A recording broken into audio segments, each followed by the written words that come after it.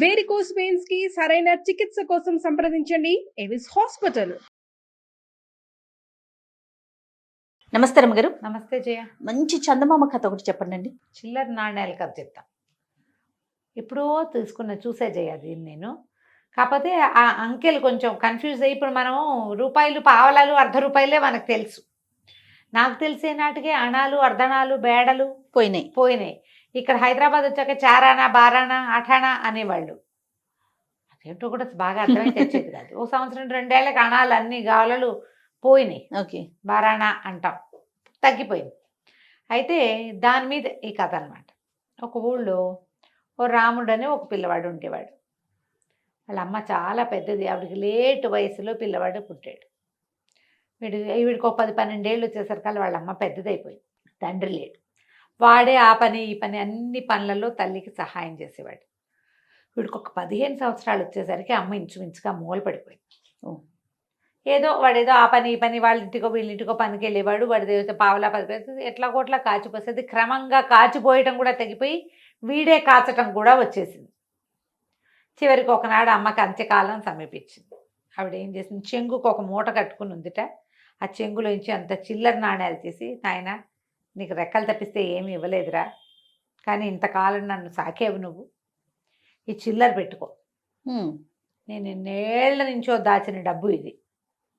నేను నీతో ఉన్నట్టే, నీకు మంచి జరుగుతుంది, నువ్వు మంచివాడివి, బుద్ధిమంతుడివి. తల్లులు వృద్ధాప్యంలోకి వస్తే ఇదేమి చేసి పెట్టదు మనకి అని వదిలేసి వెళ్ళిపోతున్నారు ఈ కాలం పిల్లలు. నువ్వు అట్లా చేయలేదు, పెద్దదాన్ని నన్ను చివరి దాకా సాగదీసావు కాబట్టి ఈ డబ్బు నీకు మేలు చేస్తున్నాను. ఒక 4 చిల్లర కాసులు వాడి చేతిలో పెట్టింది. సరే, చనిపోయింది. చుట్టుపక్కల వాళ్ళ సహాయంతో ఏదో తల్లిని మట్టికేసాడు పిల్లాడు. ఈ ఊళ్ళో ఇంకా ఉండబుద్ధి కాదు. ఈ ఊళ్ళోనే ఎందుకు ఉండాలి?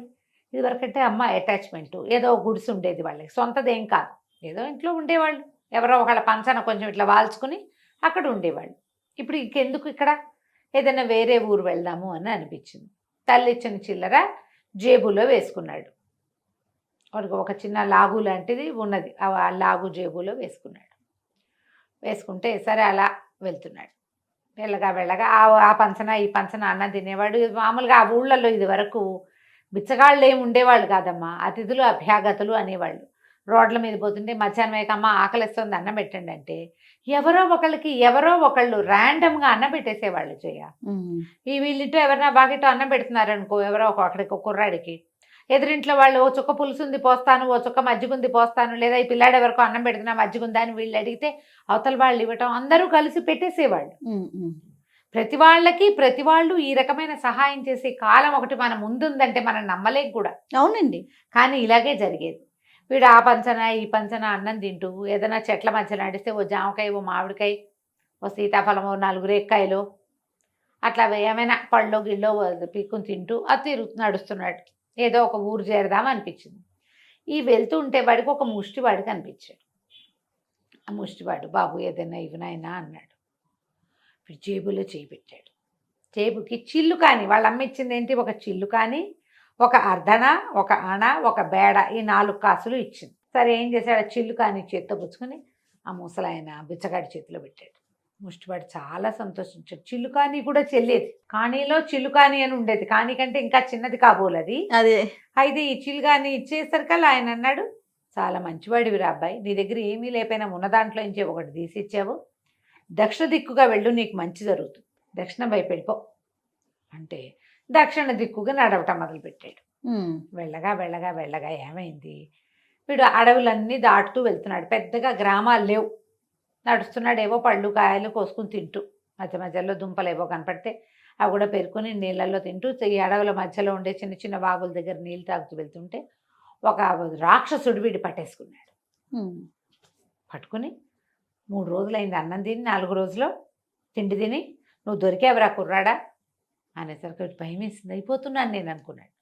అయితే మా రాక్షసుడు అన్నాడు, నాకైతే ఒక నియమం ఉంది, 10 అంకెలు 1 నుంచి 9 దాకా, 10 అంకెలు కాదు 9 అంకెలు, 1 నుంచి 9 దాకా, అంతేగా మొత్తం అంకెలన్నీ 1 నుంచి 9 దాకా. నేను ఏదో ఒక అంకె చెప్పు, ఒక అంకె నాకు సరిపడని అంకె ఉంది, ఆ అంకె చెప్తే వదిలేస్తాను, మిగిలిన ఏ అంకెలు చెప్పినా వదలను, నిన్ను తినేస్తాను. అంకె చెప్పిస్తే కానీ నేను అన్నం తినకూడదు. అంటే వీడేం చేశాడు, జేబులో చేపెట్టాడు భయపడుతూనే. భయపడితే వీడికి అర్ధన తగిలింది. అర్ధన రూపాయిలో 3వ భాగం, అంటే 3 వంతులు అనమాట అది. అంటే అలా ఏమనాలి, 3 అదంటే 3, 6, 12, 24నో లేకపోతే ఇంకా తక్కువో. వీడు ఆలోచించి అది 3 భాగాలన్నమాట. అది మామూలుగా 16 అణాలు కదా, 16 అణాలు. 1 రూపాయి అంటే 16 అణాలు ఆ రోజుల్లో. 16 అణాలు అంటే 1 రూపీ. ఓకే, ఇది 3 అణాల ఎత్తు చేస్తుందేమో అది అని చెప్పాడు. అర్ధన అంటే ఇది అయి ఉంటుంది. అలాగా వాడు ఆలోచించి అణ పట్టుకుని 3 అన్నాడు. అనగానే రాక్షసుడు, అబ్బా 3 అస్సలు సరిపడదురా నాకు, అందుకని అసలు 3 రోజుల నుంచి అన్నమే లేదు. 4వ రోజు వచ్చింది కాబట్టి అన్నం దొరికింది, ఆహారం దొరికిందని నమ్మా. నువ్వు 3 చెప్పావు కదా, సరే దిగి వెళ్ళిపో. నువ్వు సావు నోట్లో పడి తప్పించుకున్నావు. ఇంకెవరికైనా దొరికితే నిన్ను తినేసేవాడే, నాకు దొరకడం నీ అదృష్టం. ఏం దానం చేసుకొచ్చావో పో నువ్వు అన్నాడు. ఈ రాక్షసుడి బారి నుంచి తప్పించేసుకున్నాడు వాడు. అట్లా నడిచి వెళ్ళటం మొదలుపెట్టాడు. ఇంకా వెళ్తే ఒక ఆటవికల గుంపుకి దొరికాడు ఈ అబ్బాయి. ఆటవికలు తీసుకుపోయి పై ఊళ్ళ వాళ్ళు ఎవరు మా దగ్గరికి రావడానికి వీల్లేదు, మా అమ్మవారికి బలిస్తాం మేము అని పెద్ద జేజి విగ్రహం ఉంది అక్కడికి తీసుకుపోయారు. ఆ ఆటవికల నాయకుడి పేరు శరాబంది. నువ్వెవరివి, ఏం చేస్తావు, నీకేం పనసు, వేవు ప్రశ్నలు కూడా వేశాడు. వీడు ఒళ్ళంతా పరిశీలించాడు. వీడికి ఏం దెబ్బలు లేవు కదా, సర్వలక్షణ సమర్పణంగా ఉన్నాడు పిల్లాడు. వాడికి ఏం దెబ్బలు, కట్లు, గాయాలు లేవు. గాయాలుంటే పనికిరాదు అమ్మవారి నివేదనకి. అయితే ఏమన్నాడు, మాకు ఒక నియమం ఉంది, ఒక 6 గ్లాసులు అక్కడ పెట్టున్నాయి. 6 5 ద్రాక్షాసవం ఉంది, ఒక్క దాంట్లో విషం ఉంది. మా గూడెంలో అడుగు పెట్టిన వాడు వీటిలలో ఏదో ఒక గ్లాస్ తీసుకుని తాగాలి. విషం కనుక తాగాడా మాకు వెంటనే తెలుస్తుంది, వాడిని మేము బలిస్తాం. ద్రాక్షారసం తాగిన వాడు వెళ్ళిపోతాడు. బాగుంది. నువ్వు అదృష్టవంతుడు అయితే ఇక్కడ ఉంటావు, దురదృష్టవంతుడు అయితే ఇక చేసేది ఏం లేదు. అదృష్టవంతుడు అయితే వెళ్ళిపోతావు నువ్వు హాయిగా నీ దారి అని చెప్పేసరికి అలా కుర్రాడు బాగా చూశాడు. బయటికేసి జేబులో చేయి పెడితే వాడికి అణ కాస్త తగిలింది చేతికి. అణ అంటే 6 భాగాలు. బాగా ఆలోచించి వరుసగా పెట్టినాయి కదా, 1 2 3 4 5 6 లేకుంటే 6వ గ్లాస్ తీసుకున్నాడు. 6వ గ్లాస్ ఎత్తి తాగితే ద్రాక్షాసవం. వాడికే తెలిసింది రుచి. ద్రాక్షరసం తాగి నిలబడి ఉన్నవాడిని చూసేసరికల్లా వాళ్ళకి అర్థమైంది, వీడు తాగింది ద్రాక్షారసమే. విషం కనుక తాగితే వెంటనే అమ్మో అనేవాడు. వాడు అమ్మో అనలేదంటే వాడు తాగింది విషం కాదనమాట. ఆశ్చర్యపోయారు, వాడు అదృష్టవంతుడు వీడు. అక్కడి నుంచి అప్పుడు శుభ్రంగా భోజనం పెట్టి కొంచెం తిండి మూటగట్టి అమ్మవారి దగ్గర మొక్కిచ్చి అడవి చివరికి తీసుకెళ్ళి వదిలిపెట్టారు. ఓకే. ఇక్కడి నుంచి దక్షిణ దిక్కుగా వెళ్తే సువర్ణపురి అనే రాజ్యం వస్తుంది. అందులోకి వెళ్ళు, నీకు ఏ పనైనా అవుతుంది, ఏదో ఒక పని దొరుకుతుంది అక్కడ నీకు అని చెప్పి పంపించేశారు. వీడు అడవి చివరి నుంచి నడిచి సాయంకాలానికి సువర్ణపురి చేరుకున్నాడు. సువర్ణపురి ఊరంతా కోలాహలంగా ఉంది.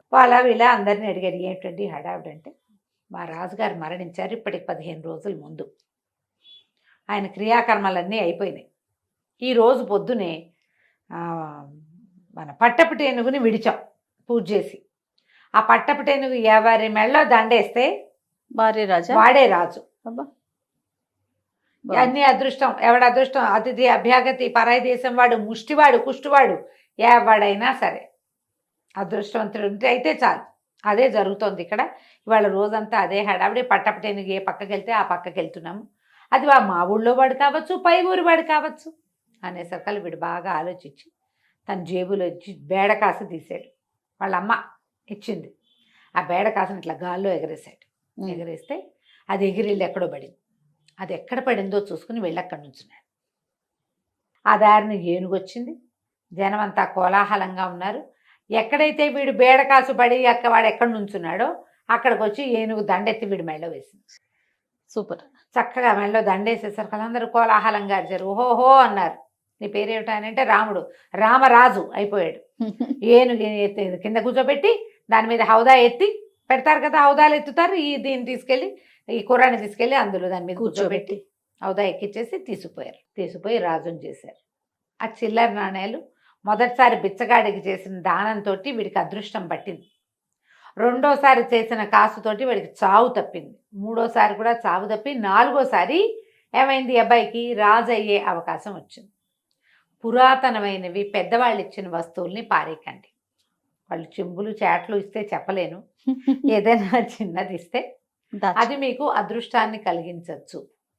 ఈ చిల్లర నాణ్యాలు కదా అదృష్టం. ఎవరైనా పనిమాల చేతిలో పెట్టారనుకోండి, పక్కింటి వాళ్ళు వెనకింటి వాళ్ళు కాచుమి, మన ఇంట్లో పెద్దవాళ్ళు ఆపేక్షగా ఏదైనా ఇస్తే దాన్ని నిర్లక్ష్యంగా పడేయద్దు, దాని దగ్గర పెట్టుకోండి. అదే మీ అదృష్టపు తాళం చెవి కావచ్చు, అవుతుంది కాదు కావచ్చు. కావచ్చు. కథ కంచికి మనం ఇంటికి.